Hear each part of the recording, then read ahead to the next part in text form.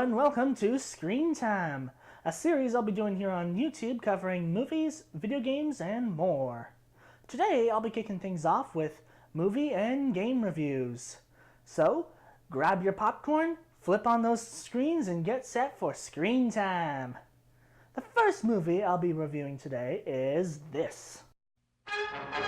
Luke Skywalker and Han Solo rescued the princess, destroyed the Death Star, but their story didn't end there.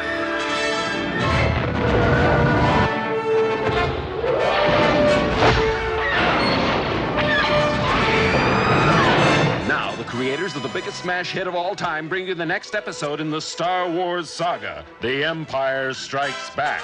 Star Wars The Empire Strikes Back came out on May 21st, 1980, and is the second film in the Star Wars saga, perhaps one of the best. The film became the highest-grossing film of 1980 and has made about $538 million worldwide. The film has had many re-releases and was rebranded along with the other two films in the trilogy, A New Hope, the first film in the trilogy, and Return of the Jedi, the third film in the trilogy. All three films were called the original trilogy, and I think are still the greatest Star Wars films to this day. The next movie I'll be reviewing is this. Universal Pictures presents... You feel that? Hold on to your butts. a Steven Spielberg film. Fences are failing all over the park.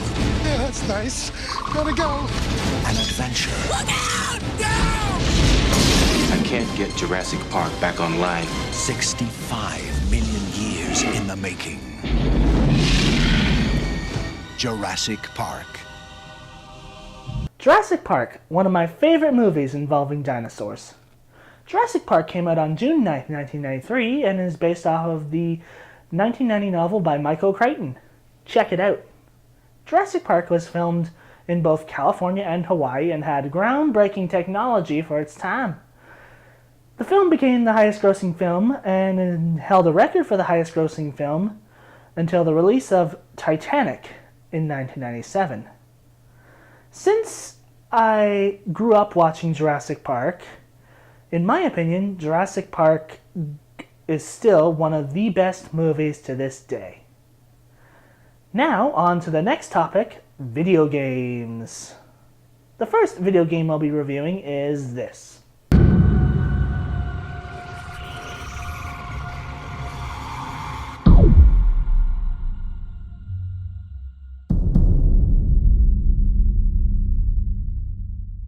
Halo is a science fiction first-person shooter that sparked the release of other Halo games, such as Halo 4. I myself got started with Halo 4, and that game also sparked the release of Halo 5, which I own on Xbox One. The Halo franchise also sparked the release of other Halo stuff, such as graphic novels, and an animated series called Red vs. Blue. One day I do plan on getting the Halo Master Chief Collection in order to go back and play a lot of the older Halo games that were really good and are probably still good to this day. The next game I'll be reviewing is this. Hello, Mars.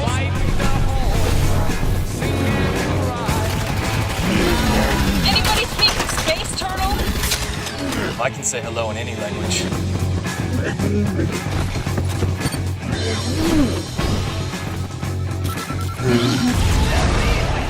Looks like he can say goodbye, too.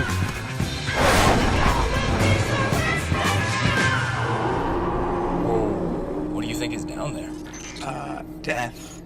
Theirs are ours. Let's find out. I hate when she does that.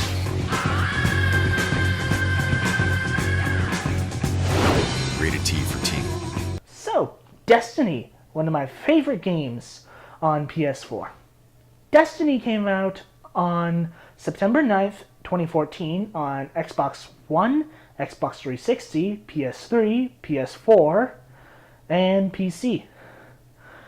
The game takes you through the role of the Guardian. You are tasked at basically protecting the last safe city on Earth from the Traveler.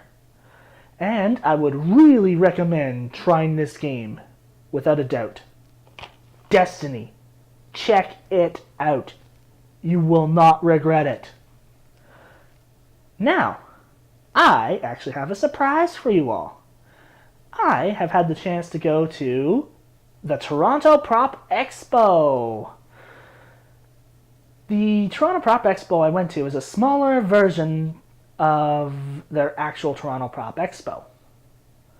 Without further ado, let's check out the Toronto Prop Expo. So we are on the trip at the Toronto Prop Expo in Ajax. The Toronto Prop Expo is a convention where prop owners can show off their movie prop replicas, such as lightsaber hilts, replica Jurassic Park fossils, character costumes, such as Indiana Jones, and a prop replica proton pack from the original Ghostbusters, just to name a few. But what is the process that goes into making these prop replicas? For this, I had the chance to speak to a few different people. One person I talked to about the process was Michael Bergeron. So there's many different ways that you can make props. This one here bought a cast of the Han units. This is actually, the carbonite is like white poured glue with an MDF box. Made a silicone mold for the side panels, cast them in resin, cut them out, sand them. Some of the other stuff, they're 3D printed, and then you can finish them up. Some people sculpt and then make a mold of that. Really, any way you can think to make something, woodworking, metalworking, mold making, casting, you can make props. Wow, the process that goes into making movie props, like the ones you are seeing, is interesting. But what about video game props? Like from Halo or Destiny? What is the process that would go into making props from those games?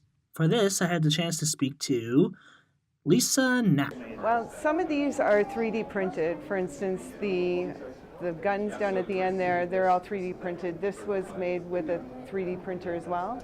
Some of them are sculpted by other people, and then they cast them in resin, and then I get the raw prints, and then I have to sand them and prime them and paint them and finish them so that they resemble the objects you know from the games and the movies. Wow, that is actually interesting, hearing how video game props are made.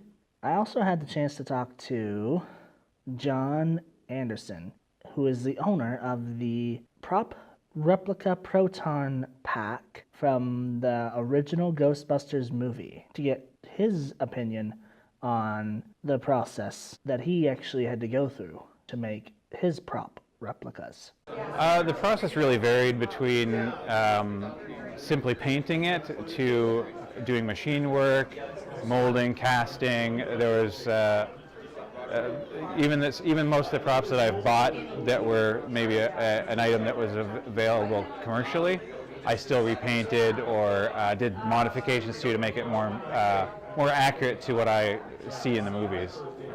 Favorite prop, I think it's my proton pack.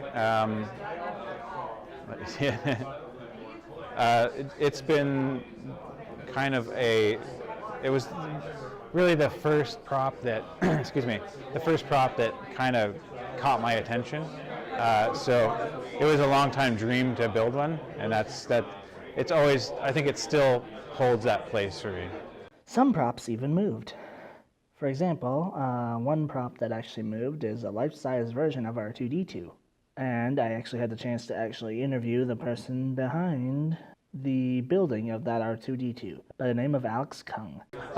This is actually my third droid. My first one I scratch built myself, same with the second one. This one, there's a club online called astromech.net, or R2-D2 Builders, and over the years I've collected parts that other members have made, but I've also 3D printed some parts. The best is the kids.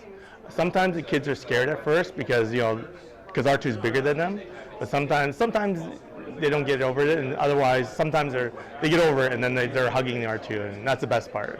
Wow, many props. That is cool. Well, we are getting close to the end here very soon. I actually at the moment have a quick highlight reel of all these prop replicas, so you'll see some actually make sounds.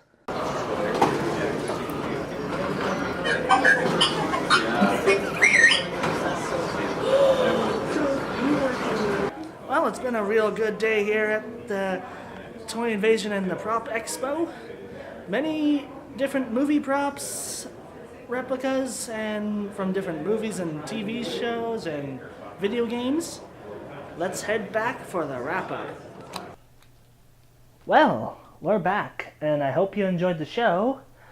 I'll have many more episodes coming up because I'll be continuing the show during the summer. And one episode I will have coming up will be about the Toronto Prop Expo again, but with different movie reviews and a larger showcase of movie and game prop replicas.